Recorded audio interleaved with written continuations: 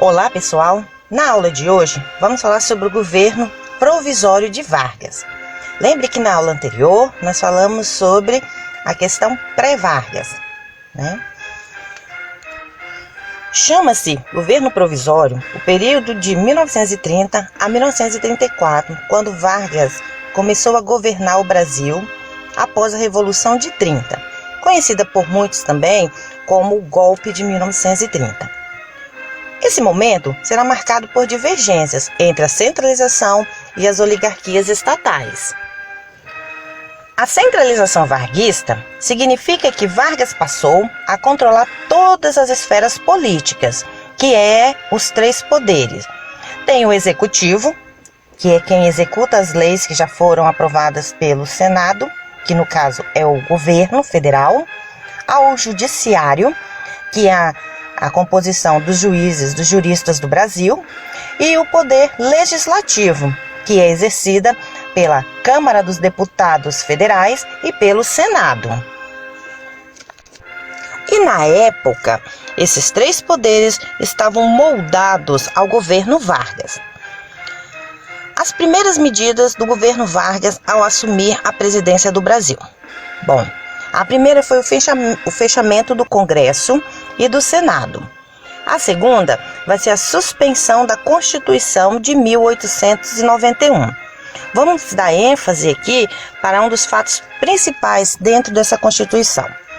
Bom, após Vargas suspendê-la, ele então vai fazer com que o voto direto, que anteriormente era para ser, voto direto para eleger o presidente, poderá ser então através do voto indireto. Ou seja, quem iria votar para presidente no Brasil não seria mais toda a população, mas sim somente os políticos que já estavam no poder.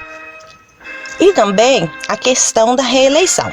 Na Constituição de 1891, era proibido, ou seja, não era permitido reeleição. Após Vargas suspender então a Constituição de 1891, será permitido então a reeleição de presidentes e de governos estaduais. Vargas também procurou fortalecer o Estado brasileiro e a si próprio. Visando enfraquecer as oligarquias estaduais, ele passou a nomear governantes de sua confiança para cargos de lideranças estatais. Ou seja, passou a nomear, a indicar quem seria governo dos estados. Claro que isso vai provocar, contendas. Por exemplo, a oposição paulista, que não aceitou a nomeação do tenente João Alberto. E então, os paulistas formaram a FUP, que é sigla. E o significado de FUP é Frente Única Paulista.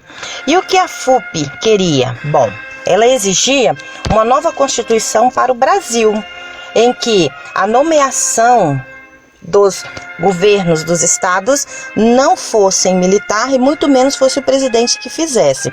Então eles exigiam essa nova Constituição. Então, Vargas, pressionado, ele resolve indicar um civil pelo nome de Pedro de Toledo para a governância do estado de São Paulo. No entanto, os ânimos continuavam a se exaltar, ou seja, continuava a haver revoltas, a haver brigas, contendas. A mais marcante foi no caso do MMDC, que é uma sigla.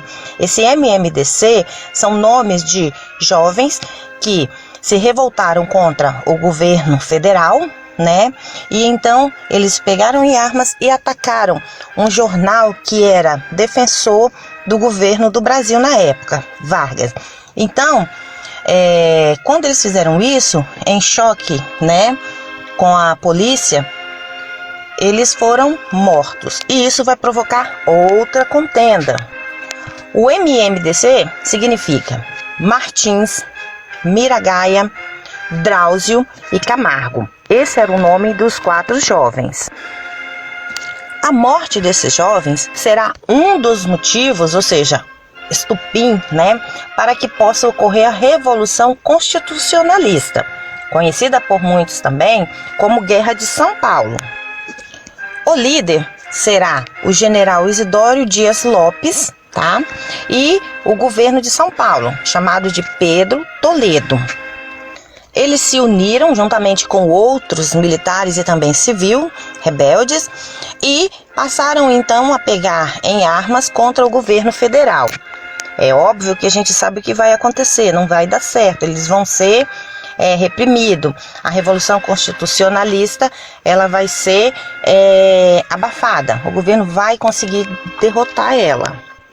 E naquela época, não diferente de hoje atualmente, né, também havia jornais que apoiavam os dois lados. Tinha o jornal que apoiava o governo federal e também tinha os jornais que apoiavam os rebeldes. No caso, quem vai apoiar, quem vai passar a falar sobre a Revolução Constitucionalista vai ser o jornal O Estado de São Paulo. Certo, galera? Por hoje é só.